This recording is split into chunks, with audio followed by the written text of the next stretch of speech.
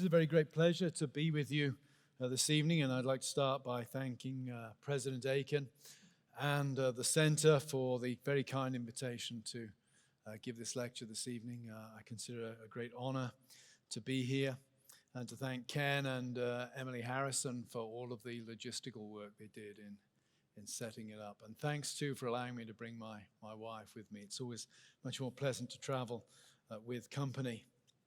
I want to speak this evening. Well, the title, I don't say I regret the title, but it's one of those things that when you're asked to come up with a title for a lecture, you want to come up with something that is perhaps a little unusual, but also I wanted something that resonated with the Reformation, the freedom of the Christian, of course, and the bondage of the will, two of the great texts that are written by Martin Luther in the Reformation. Freedom of the Christian and the bondage of the Shrill. And I want to focus really on the latter part of that title, the bondage of the Shrill. What I want to do this evening is offer some reflections on the contemporary instability that we're witnessing in our society and connect it to what I consider to be one of the significant precedents for our current era, and that is the era of the 16th and the 17th centuries. There are precedents there that are useful, I think, in helping us understand the world in which we live. Precedents which are also sufficiently disturbing as to heighten our anxiety about the world in which we now live. It's my ambition this evening to make it just a little bit harder for you to get to sleep tonight, if I could put it that way. Most people are familiar with the way that the Lutheran Reformation begins. It begins with Luther nailing 95 Theses on the castle door in Wittenberg on October the 31st, 1517. It is a quintessentially medieval beginning to the modern age when the Reformation is cast in that light. Here we have Luther, a medieval monk, a friar, teaching at a university, not particularly touched by the inroads of modernity at this point, calling for that most medieval of things, a debate, on a medieval practice, the practice of the sale of indulgences. It's a very medieval moment. We tend to think of it in our imaginations as the beginnings, the birth pangs, the start of the modern age. But looked at as a contemporary event, it is quintessentially medieval. What will make it a modern event, of course, is the printing press. The printing press that will allow the dissemination of this document, the 95 Theses, in a more rapid and easily accessible form than would have been done 100 years previously. That's the famous beginning of the Reformation. I think a more significant beginning of the Reformation from the perspective of modernity occurs a few years later in Zurich, 1522, in the workshop of a man called Christoph Froschauer. Christoph Froschauer is the preeminent Zurich printer of his day. I've said I want to draw some analogies with the modern day. We might helpfully, I think of printers as the tech pioneers of their day. I don't know about you, but I have rarely met somebody, certainly this was true 10 years ago, rarely met anybody who was high-flying in the tech industry who was not libertarian in their political instincts. Always raised the question in my mind, are libertarians attracted to the tech industry, or does the tech industry shape people in a libertarian direction? But there was an interesting radicalness to people involved in tech startups maybe a decade ago. Don't know if that is still true today. It would have been true about printers in the 16th century. Printing in the 16th century was the new technology, and it attracted edgy, radical types. Partly because, of course, the stuff they were printing, the material they were printing, was often edgy, radical stuff. The Reformation was a movement of the printed word. That was a major shift from the Middle Ages. Printing could carry risks. If you printed heretical material, then you could suffer severe penalties. There's a reason why Michael Servetus, the great, known as the heretic of Geneva, though his connection with Geneva was only really tangential, and then at the very end of his life, why Servetus found it so difficult to publish his books. They were heretical, would have carried tremendous risk with them. Christoph Froschauer is the great printer of Zurich. And the Zurich Reformation begins in his workshop, really, when he gathers together his workmen in the presence of Huldrych Zwingli, the preacher at large for the city of Zurich, and fries up a heap of sausages and eats them with his employees. Zwingli, though he acknowledged his presence there, always denied that he actually ate any of the sausages. Why is that significant? It's significant because this is taking place during the Lenten fast. The Lenten fast was that period of the church calendar where it was forbidden to eat meat. Why is this moment in Zurich a more modern event than the nailing of the 95 Theses in Wittenberg? I would say for a number of reasons. One, it's triggered by a man of the New Age. It's triggered by Christoph Froschauer. Froschauer is the tech guru of Zurich, if you like. Secondly, not only is Froschauer a tech guy, he also represents the emerging economy.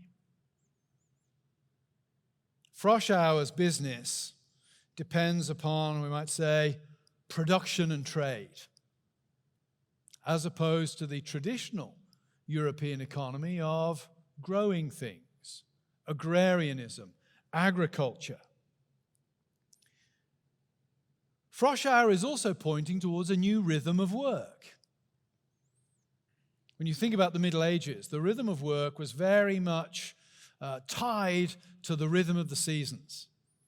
I grew up in a rural part of the United Kingdom. At points in a married life, my wife and I lived in rural areas of the United Kingdom. We now live in a rural area of Western Pennsylvania. The rhythm of life for farmers is determined by the seasons. The world, if you like, has a fixity to it that determines the rhythm of life of the farmer. That is not the same for the printer. The rhythm of the printer's life is attached to the rhythm of the printing press. Now, it may well be that the seasons perhaps affect the supply chain a little in terms of access to paper or ink. But by and large, the printer can work as a printer 52 weeks a year if he so chooses. There's a different rhythm of work. And that's where this is so significant. Because what Froschauer is doing here is he is defying the calendar of the church, built upon an agrarian way of life. What we see here is the rhythm of the old way of life being challenged by the rhythm of the new way of life. We really see, if you like, at this point, the reshaping of the world taking place. What the Froschauer incident indicates is this: technology is reshaping the world in the Reformation in a dramatic way. One of the things we often think about technology, of course, is that technology enables us to do the same things faster. Whereas before, you had to get your secretary to type something up for you. Now you can type it up for yourself and get it printed. Where before you had to mail a letter, now you can send email. But of course, what's going on with technology is not simply that we're doing the same things faster. It's the world's actually being changed by the technology we use. Technology mediates the world to us. What we see in the Reformation is technology is reshaping the world in very significant ways. It's shifting the the world towards the printed word. I'm going to talk about that a little bit later on, but the world is being shifted towards the authority of the printed word at this point. It's what makes Froschauer such a big shot in Zurich. It's tilting the world towards a place where power and influence will be tied to those who master the technology. And that has implications. I think of my mother lives in an old Cotswold cottage. If you've ever read the book Silas Marner by George Eliot, she lives in what I would call Silas Marner's cottage. And if you go into her front room, you can see the beautiful stone fireplace. And on the fireplace, in the fireplace, you can see a series of holes drilled where the weaver would have had his loom and where he would have plied his trade. And I can imagine that with his very primitive loom that he would have had, if his children were growing up to be weavers, which presumably they would have been in this kind of agrarian world, they would have learned how to weave by watching their father doing it. I remember in that very same room 10, 12 years ago, I was visiting my mum. You'll know that those of you who are middle-aged men will know that it doesn't matter how old you are, your mother still thinks of you as 13 years old. And weirdly, when you're in the presence of your mother, you think of yourself as 13 years old. And my mum wanted me to take her out shopping or something, and there was a rugby game on. Gloucester were playing a rugby game, and I wanted to record it. And there's a DVD machine. I don't think we even use those anymore. There's a DVD machine there, and I can't get this thing to work, to record the game for me. And she would have been then probably 12 or 13-year-old niece comes into the room, asks me what the problem is. I tell her. She sticks a disc in, presses a couple of buttons, problem solved. Notice what's happened there. In that room where once upon a time, grown-ups, if you like, would have had authority, technology has really tilted authority towards the younger, the rising generation. Technology not only tilts the world towards those who have the power to master technology, because of the nature of technology, it tilts the world towards youth as well. There's something we might say intrinsically iconoclastic about technology, and it tends to tilt the world towards youth. It also creates a different sense of time. Time changes with technology. The production of a book does not depend upon the seasons in the way that the growing of a crop does. We might even say that my experience with a DVD recorder, once upon a time, if I'd wanted to watch the game, I would have had to have organized my day around the game in order to be able to see it. Now time becomes much more flexible. The rhythm of life changes. The rhythm of life is changing in the Reformation. One might also say the nature of space is changing in the Reformation. No longer is the countryside going to be the key thing in Europe. It's going to be the city. And we might also add, and I'm going to come back and press on this quite a bit later in the lecture, we might also add that the printing press changes the nature of polemical engagement. Suddenly, polemics can be engaged in a disembodied way. Luther's debate, which actually never took place, but Luther's debate would have had to have taken place face to face. Once we have the emergence of the printing press, that's no longer the case. People can engage polemically without ever standing in each other's presence. So I want you to hold those things in mind now as we come to reflect upon the present. How is the present like the Reformation as I've just described it? Well, first of all, technology is reshaping our world. Technology is reshaping our world from how we get news to how we date. I'm one of those dinosaurs. I still get the Wall Street Journal delivered each day because I like to sit down and read the editorials and the op-eds in a chair, looking at print on a piece of paper. I still enjoy that. But my students don't get their news that way. Many of my students may never actually have held a newspaper. I was chatting to a girl in church, the daughter of a friend, recently, and she introduced my wife and I to her new boyfriend, who seems a lovely fellow. His father's a Cambridge graduate. What higher commendation can be for a man than he's a Cambridge graduate? And I asked, how did you meet? And she said, well, we first met in the 7th grade, but we started dating by text this summer. And I said, Estelle, I have no conception of what that means. I have no way of, the idea of dating somebody beginning by text, that's about as weird and out there as it gets for me. Well, maybe not, but it's pretty close. How we date is being fundamentally changed.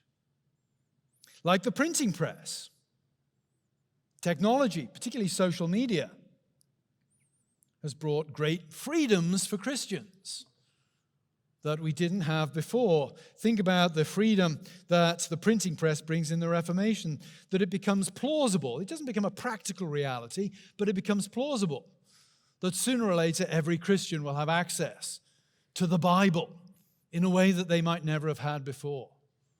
It becomes plausible that every Christian might be able to challenge the authority of a corrupt Christian teacher because they may have access to a Bible they never had before. Well, for us, we can communicate, can we not, more easily with others. That freedom has come with information technology and social media. We have greater access to classic Christian literature. I love being able to teach my courses at Grove without having to ding my students vast sums of money for hard copy books, because so much of classic Christian literature is available online, and I can give them the hyperlink, and they can go and they can print it off if they want, but they can get access to an almost limitless treasure of Christian literature without having to pay for it. During COVID, during the last 12 months, it's allowed for a semblance of church life to continue in a manner that would have been impossible even 10 years ago. 10 years ago, if we'd gone into lockdown, we'd have been starved of the Word of God for all those months. Maybe we could have listened to recordings of sermons, but that's not quite the same, is it, as listening to the Word being preached live, knowing that brothers and sisters are listening to the same Word being preached at that point. It's not as good as the real thing, in the same way that me talking to my mum on the telephone is not a substitute for me being able to fly back and see her. But it's better than nothing. And it's better than people would have had 10 years ago. I say those things because I want to preface what I'm going to say in the rest of this lecture with making the point that I don't want to be a Luddite in this. I don't want this remaining part of the lecture to be a rant about technology. Technology brought many great benefits. But I want to zero in on things that technology has brought that pose a challenge to us. The Reformation, we can glamorize it as Protestants, as an era where the gospel breaks forth. One of the, people say you should never meet your heroes. Well, maybe you should never study the heroic period of history in which you believe. When you study the Reformation, you realize it was a whole lot dirtier than the Sunday school books would tell you. One of the interesting things about the Reformation is, of course, it's a technological revolution. It takes Europe 100 years to reintegrate around the kind of social transformations that a rising trade-based economy and the printing press create. It takes 100 years, and it's not 100 peaceful years. It's 100 years of bloody religious warfare, by and large, before finally we reach a sort of stabilized settlement in the end, in the middle of the 17th century. So the printing press, as great as it is as an invention, comes with a social cost. What are the social costs of the technology that we are witnessing at this point? First of all, well, let me lay out the three for them. The three that I want to highlight this evening are the phenomenon of social acceleration. Don't worry if you don't know what that means. I will try to explain it in a few moments. An increasing tendency towards disembodiment. And thirdly, an extremely nasty, polemical environment. And the three things are connected. Social acceleration. What is social acceleration? Well, I mentioned just now the printing press. The printing press is a technological development that doesn't simply allow people in Europe to do the same things only faster. It really requires them to change in fundamental ways. It changes the way people experience the world. It changes the way they think about the world. It ties in with urbanization in the late 15th century onwards, as cities rise in prominence, as agriculture becomes less important and cities become more important. Think about cities. Cities disrupt life. They have a different rhythm of time, a different notion of space. They even transform family relationships. If you grow up in the countryside, if you grow up in a rural environment, you probably have a very extensive family. If you'd grown up in Europe in the Middle Ages, the chances are you would have been baptized, you would have been married, and you would have been buried in the same church. Chances are you would have met the person you were going to marry by the time you were 5 or 10 years old.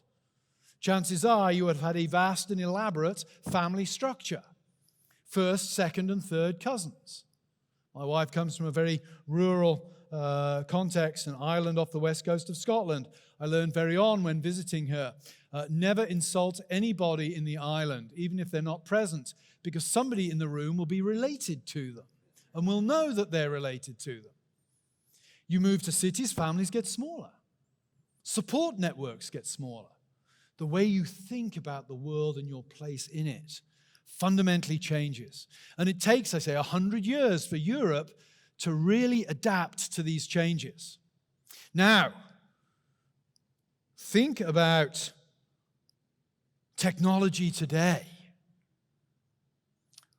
One invention, the printing press, contributes to 100 years of chaos in Europe before Europe sort of stabilizes and reintegrates. Social acceleration is this phenomenon. It's the phenomenon where technological developments take place so fast that societies are not able to accommodate themselves to the latest technological development before the next one comes along.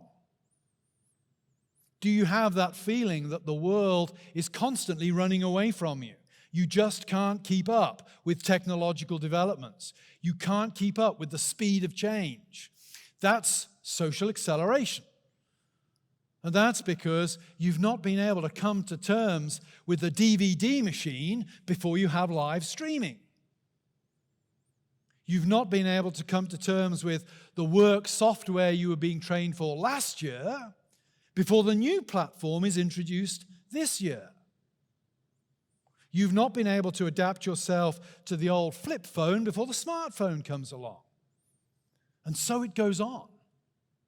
Social acceleration is this phenomenon, this problem, that society is not able to adapt to the speed of technological change that is taking place within it. And we could look at this from three fronts. Three fronts. And these are, I think, significant and important for the way we think of our own individual identities. Families. Think about the disjunction that has emerged between generations. Generational differences are part of modernity. I didn't think about the world the way my mum and dad thought about the world. But I think the gap between the way I thought about the world and the way my kids think about the world is much greater than that between myself and my parents. Partly because, of course, my kids think about the world through the lens of technology. I was saying to the students at Grove the other week, if I confiscated your cell phone, what would you do? And one of them said, I'd feel real bad. And I say, I know you would. But guess what? If you confiscated my cell phone, I wouldn't feel as bad as you, because my life is not mediated through my cell phone in the way that yours is. And that's not a criticism of the younger generation. It's an observation. One thing I've become acutely aware of in the last year, talking to students at Grove, is how technology has created rival authorities. Whereas in my generation, much as I might have bristled at the thought, ultimately I turned to my mum and my dad for advice on stuff. That's not the case now. 1,000 voices clamor from that little screen that kids have, subverting the authority of parents. It's interesting looking at the trans movement. The trans movement on one level is driven by passionate and moving videos that are posted online that kids are watching. I almost laugh these days when I hear Christians worrying about the public schools and thinking that if they homeschool or put their kids in a Christian school, the kids are going to be safe. Schools of any variety are almost the least influential thing in a kid's life today. It's that little square of glass they carry in their pocket. Family is being transformed by technology. Think about the revision of the nature of families that's taking place. And that's not just by LGBTQ, but think about IVF treatment. How reproductive technology has reshaped the nature of families in the present era. It's made them smaller, and it's made them far more flexible than they ever were before. Again, that is not a criticism of IVF treatment. I've actually not yet come to a settled position on the morality of IVF treatment. But it's an observation that I think is indisputable. Think about work. Work can now be done from home, as most of us, even teachers, have discovered in the last 12 months. The location of workspace has been transformed by technology. And think of that. That can be very convenient in some ways. I loved it when Grove decided that faculty meetings had got to be online, because I could just log on, mute my microphone, and get on with doing useful stuff while half listening to what's being said at the faculty meeting, in a way that I could never have got away with it if I was, it would be rude of me not to be pretending to pay attention if I was actually at the meeting. But that comes with a cost, doesn't it? One of the things, and I could talk much more about this, but I'll just make this passing observation. The elimination of private time and space. Private time and space is vanishing because of technology. There was a time when if your employer wanted to contact you, they got to call you in your office.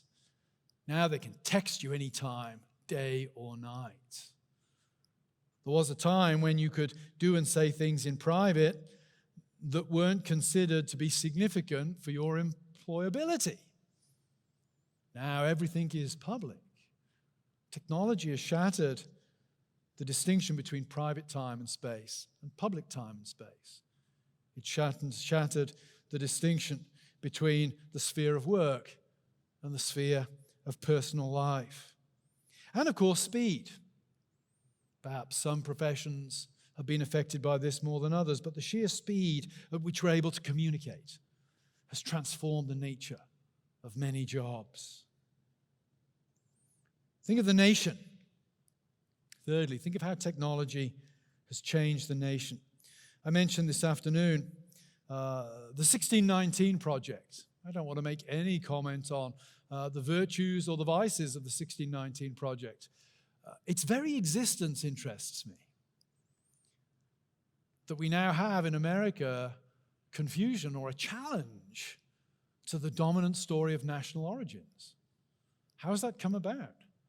Well, it's come about because the means of constructing, publicizing, disseminating narratives is now so much more broad, democratized, accessible than ever before.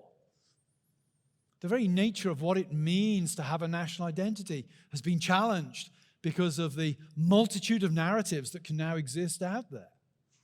One might also add that space is being transformed. One of the most fascinating things to me as a British subject about the Black Lives Matter protest was this. There were Black Lives Matter protests in Britain at the same time as they were taking place in America, at the same time as pro-democracy protests were taking place in Hong Kong. And nobody was taking to the streets in Britain other than the Chinese community, the Hong Kong expat community, about what was going on in Hong Kong. Now, that in itself is not to criticize Black Lives Matter protests. It is to say Hong Kong was a British colony until 1997. I watched the handing over of Hong Kong to the Chinese communists live on British television as an adult. It's that recent. And yet Hong Kong occupies no place in the imagination of the rising generations in Britain. Why not? Because technology has dissolved space. And events in Minneapolis can be more real to somebody in Bristol in the United Kingdom than events in Hong Kong that was a British colony until just 25, 30 years ago. That's technology. The way we think about ourselves located in space and world events and our relation to them has been transformed by technology. I might say all three, family, work, and nation, are being destabilized by technology, being destabilized by social acceleration. What does that mean for identity? Well, I would suggest that family, work, and nation have been three of the kind of fixed external points that most of us use to identify ourselves. I belong to that family, I pursue that vocation, I hail from this nation. Those are three very important things for how we think of ourselves as individuals, how we see ourselves as belonging to the world. When those three things are destabilized, guess what? You get destabilized too. It's one of the reasons I think that we see catastrophic levels of anxiety in the West at the very point where, in actual fact, most people live more affluent and secure material lives than for many generations. So that's the first point then, social acceleration. Secondly, disembodiment. Technology as we now experience it tilts us towards what I call disembodied engagement. Physical presence becomes less important in the world in which we now live. I might put this another way. Let's drop the disembodied and say it tilts us towards impersonal disengagement from the world. Think about it. Amazon. I grew up in a small rural town. There was one bookshop. It was run by a miserable couple. I was always terrified to go in. I went in as an 11-year-old asking if they'd got any Edgar Allan Poe books. I want to read The Pit and the Pendulum. And the owner of the shop told my mother, who came in looking for me, that that was inappropriate literature for an 11-year-old to be reading.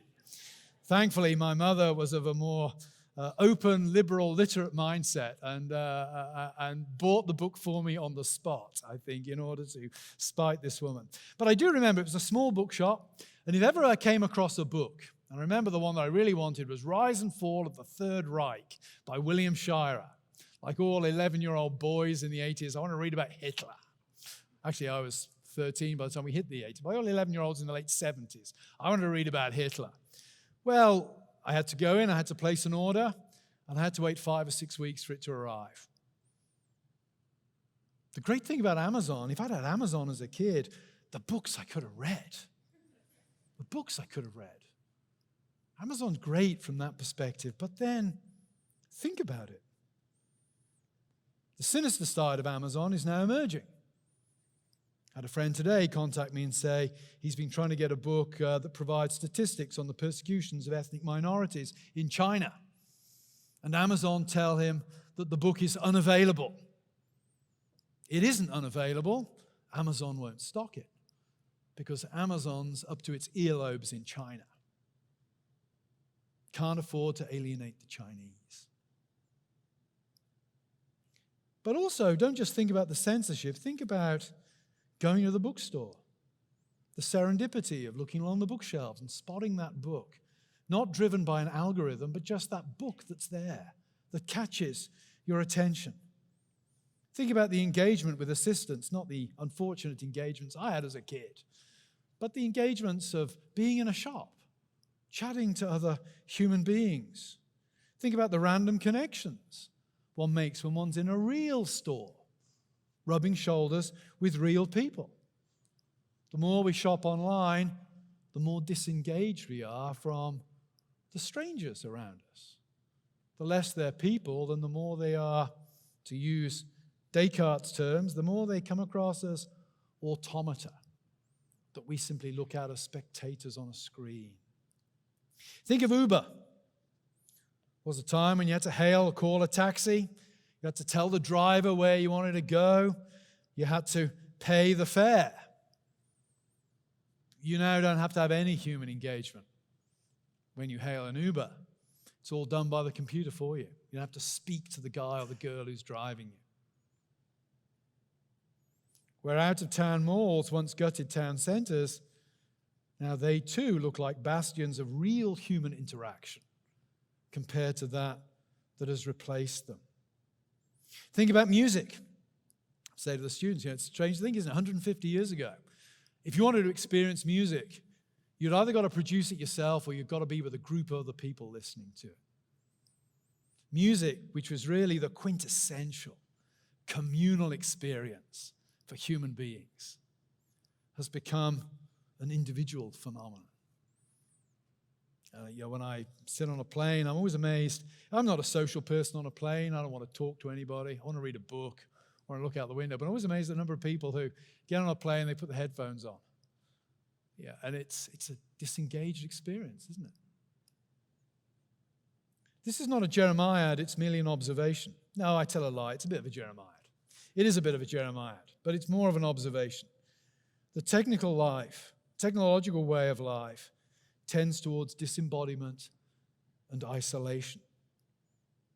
Combine that with, say, something like COVID, and the tendency of the individualism, the isolated individualism that marks our society is intensified. What has COVID taught us to do? I think it taught us to do something that was already latent in what we were doing already, and that's to regard other people in, first and foremost, an adversarial light. Somebody who might first and foremost get in the way of me being me. Print started, I think, the facilitation of this disembodiment at the Reformation. It allowed for a print rather than an oral culture. It allowed for people to be able to sit on their own and read a book, which is one of my great pleasures in life. But we are now in an environment where this is supercharged. And that brings me finally to a question of social media. And this is where these two things, social acceleration and disembodiment or disengagement, become, I think, brutally dangerous for us. One of the questions I often get asked when I teach on Reformation is, well, Trueman, you say it's a movement of the printed word. It's a movement of books. How many people could read and write? Well, the answer, of course, is in the early days, not very many. Best estimates of Europe, of Britain in 1450, or England in 1450, 7% of the population had some sort of reading skill. 7 out of 100 people. By 1550, a couple of decades into the Reformation, that's risen to about 16%. In other words, 84% of people still couldn't get access to the written word through which Reformation theology was expressed. So the question becomes, well, why did the Reformation have such powerful appeal? And why was it dependent upon the printing press where not many people could read? The answer, I think, is woodcuts. The answer is pamphlets that had woodcut pictures in them. You don't need to be able to read to get the message of a picture. The most infamous one, I think, from the English Reformation is of Edmund Bonner, the Bishop of London, under Queen Mary, Catholic reactionary bishop, flogging a naked Protestant in a state of sexual arousal. That occurs in an edition of Fox's Acts and Monuments, popularly known as Fox's Book of Martyrs. To the day he died, Bonner had people banging on his door, asking him if it was true. It wasn't true. It was a Protestant lie. It was a bit of propaganda designed to destroy the reputation of Edmund Bonner, which it did remarkably successfully. The purpose of woodcuts in the Reformation was not the establishment of truth. It was the delegitimizing, through mockery and scurrility, of opposing viewpoints and those who held them. And both sides did it. Both sides did it. I want to suggest that Twitter and social media are today's online equivalents of woodcuts. Is Twitter irredeemable as a medium? I don't know. It may have a function. It does not have a function as a serious tool for truth. Somebody said to me recently, well, what do you think is a medium of truth? I said, writing arguments out. He said, well, what about Twitter chains of 12 or 15 tweets? And I said, wow, that must be almost like an introductory paragraph of a serious article. Whatever else it is, Twitter is not a medium for the establishment of truth.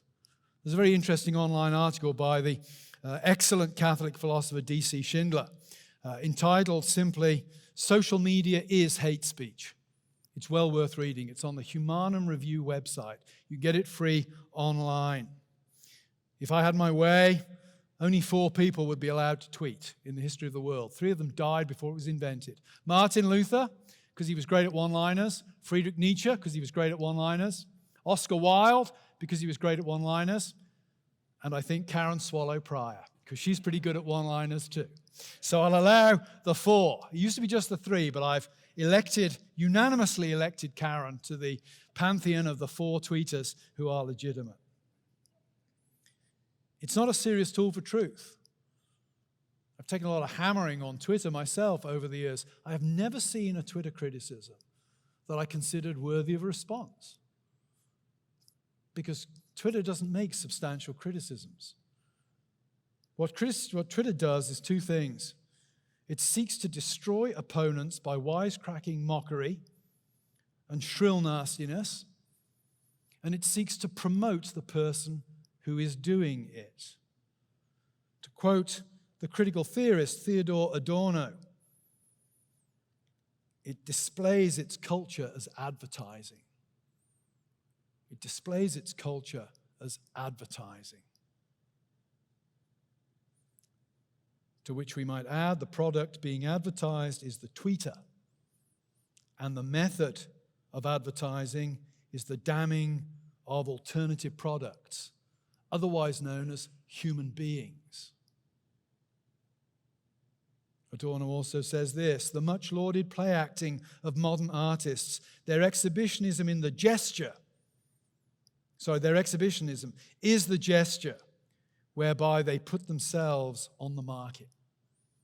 That's social media. Social media. Facilitated by disembodiment. One of the interesting things about social media debates is this. Twitter battles tend not towards calm and agreement. They're more akin to Reformation pamphlets, whose purpose was not to critique, but to destroy the enemy. They tend to subsume the individual in the collective. It trades in caricatures and generalizations. And it does that because there is no real personal engagement. Technology mediates it all, depersonalizes the engagement. Again, to quote Adorno, matter-of-factness between people, doing away with all ideological ornamentation between them. Good manners, he's talking about there, interpersonal good manners, has already itself become an ideology for treating people as things. The disembodiment and the disengagement that I talked about under the second point manifests itself in social media in the tendency to treat those with whom we disagree as objects, not as people. To an extent, that was typical of print. Print, too, lacked what I would call the typical controls on rhetoric and nastiness of polemical engagement, which embodiment often entails. One of the things I've noticed over the last year, somebody said to me after your book, did you get a lot of hate email? I said, no, I don't get, there was a time in my life I got a lot of hate email, when that was the way of engaging in a disembodied way with somebody you didn't like. But even that required sending something to the person. These days, I just get trashed on Twitter, like most of you, because that's an even more detached form of polemic than email is. That requires even less courage, if that were possible, than sending an email to somebody. One of the great things about embodied polemical engagement is it tends by its very nature to de-escalate things. I've got a quotation here from George Orwell, which I read some years ago and has always stuck in my mind. It's a letter he wrote to the playwright and poet Stephen Spender in 1938. You ask, Orwell says, how is it that I attacked you, not having met you, and on the other hand, changed my mind after meeting you? I don't know that I'd ever exactly attacked you, but I had certainly in passing made offensive remarks about parlor Bolsheviks, such as Auden and Spender, or words to that effect. I was willing to use you as a symbol of the parlor Bolshevik, because A, your verse, what I had read of it, did not mean very much to me. B, I looked upon you as a sort of fashionable, successful person, a communist or communist sympathizer, and I have been very hostile to the Communist Party since about 1935. And C, and this is the clincher, because not having met you, I could regard you as a type and also as an abstraction. Even if when I met you, I had not happened to like you, I should still have been bound to change my attitude. Because when you meet anyone in the flesh, you realize immediately that he is a human being and not a sort of caricature embodying certain ideas. That's an amazing piece of insight there. Orwell is essentially saying, I could be hard on you until I actually met you. And then I realized you weren't just a collection of obnoxious ideas. You're actually a human being. He goes on to say, quite amusing, he said, that's why I stay away from meeting certain people, because I feel I got to bash them. And he sort of owns up, so he said, I avoid certain people because I know I may have to be hard about them. And I think there's some truth there as well. But that's an interesting passage, isn't it? Disembodied engagement binds us to a shrillness and feeds our passion to advertise ourselves in ways that are unbecoming of Christians, I think. How might a Christian response? What might a Christian response look like? First, I would say, let's be aware of how technology is dehumanizing us. That's not a plea against technology. We say, let's be critically aware of the peculiar temptations that technology brings that might lead us to treat other people as objects. And I don't stand before you today as a paragon of virtue on that point at all. I'm as aware that I'm as complicit in this culture as the next man. But we need to be aware of that. I remember some years ago I preached at a church, and a young man came up to me afterwards and introduced himself, and I asked him his name, and I recognized the surname. You would know this surname if I told you, but I won't for the sake of this young man and his dad. And I said, "Oh, are you so-and-so's son?" He said, "Yes." He said, "I wanted to meet you because I wanted to thank you that whenever you engage with my father, and you and my father disagree about an awful lot of things," he said, "you always treated him politely." And I was both encouraged by that, but then I was convicted by that because I thought, well, not everybody's son that I meet would say that about me. Not everybody's son. Thankfully, I treated his dad as a human being. Let's beware that technology tilts us towards gotchas. What do I say when I say Twitter's not a medium for truth? Twitter, by its very brevity, allows for the ripping out of context of things people have said. And when you take something out of context, you immediately distort its meaning. I've been subject to that myself, and I'm sure many of you have been subject to that. I write paragraphs because I want people to read paragraphs. And you can only understand the individual sentences in that paragraph when you have the whole paragraph before you. We need, I think, as Christians to realize that technology tilts us towards gotchas and not towards truth. Take self-discipline. But I would say for Christians who are committed to the peace and unity of the church, it is important. I'm not here saying that polemics are not important. But I am saying that the purpose of polemics in the church is not the gotcha. It's not the destruction of the other person. It's the pursuit of truth. Paul could say some pretty harsh things. It's legitimate sometimes to say pretty harsh things in polemic. But the goal is to be the pursuit of truth, not the destruction of the other person. And that requires thoughtfulness and care. I decided some 5 years ago I would put nothing on the internet that wasn't reviewed by an editor. Most of what I write goes up at a place called First Things. I work with a wonderful editor there, Ramona Tash. Nothing I write at First Things goes up without Ramona signing off on it. And I've given her carte blanche to say, no, that doesn't work, or you need to take that out. One of the things I think we can do as Christians is don't put stuff online without getting somebody else's opinion on it first. How do we combat disembodiment?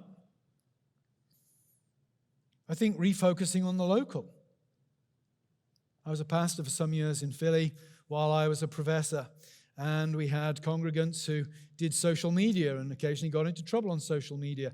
And I was always puzzled that they spent their time trying to influence people on social media whom they did not know and over whom ultimately they would have no influence whatsoever. And yet in social media behaved in such a way that they undermined their credibility with the people they met in church every Sunday over whom they could exert some influence in a positive way. It was very frustrating for me as a pastor to see that happening in my congregation. Let us refocus on the local. Have fun on social media if you wish, but don't be deceived by social media into thinking that the local is the least important of all. The local and the embodied is the most important of all. I was struck, I looked for statistics online this week. Less than 1 in 4 Americans regularly eat dinner around a dining table. That struck me as a horrible statistic. Okay, given the choice, I'd always rather eat in front of the telly. But my wife forces me to eat at the dining table regularly. We have to switch the television off, put cell phones away, and actually talk to each other over a meal. I can highly recommend it. I have to with my wife sitting on the front row. She would kill me otherwise. But no, genuinely speaking, I highly recommend it. These things require self-discipline. How are Christians to protest the culture? So often we default to the big gestures of the culture war. I think we protest the culture by modeling an alternative culture in our own home lives. Loving our spouses, engaging our spouses. My wife and I, every now and then, will go out for a really nice meal. We're always shocked. 2 things shock me about nice American restaurants when you go out for a romantic meal. One, the number of men who wear baseball caps there. Think, man, show some respect for your wife. Take your hat off, dress up smartly. And the other thing is, how many couples go out and sit looking at their cell phones? And I'm thinking, man, if I'm paying $150, $200 for a meal for two, I'm not going to sit and look at my cell phone. I want to sit and look at my wife. That's what I'm paying to do here. Christians, we can disengage ourselves from our technology in small but significant ways to protest the world around us. Social acceleration, I think, is the hardest of all. It's the water we swim in. But again, an imaginative leap can be made here. We need to reorient ourselves to the local. In a world of social acceleration, what does not change? The means of grace. Proclamation of the word, and as Presbyterians, we'd call them sacraments. That probably sounds a bit Roman Catholic to you guys. The ordinances, baptism and the Lord's Supper, they're pretty much the same for both of us. Reorient ourselves to the simple things that don't change. It seems to me that the church has a tremendous opportunity at this moment of polarization and disaster in society, that we might be able to present ourselves as the one stable community in a world of tremendous and accelerating change, because the things that constitute the church are not dependent upon technology. They're dependent upon real human engagement in the simplest of ways: speech, water, and food. That, I think, is where we need to reorient ourselves. And that brings me back to the freedom. What is the freedom of the Christian? As Christians, we're free to do that because we are ultimately grounded in Christ and in our relations to our brothers and sisters, and not grounded in our relationship to these institutions that are being thrown into turmoil through the dramatic technological changes that we're witnessing in our society. The Reformation warns us technology comes with a tremendous price of social instability. Our technological situation is much more dramatic than that at the Reformation. And yet, the means of grace remain simple and they remain the same. Yet there is hope.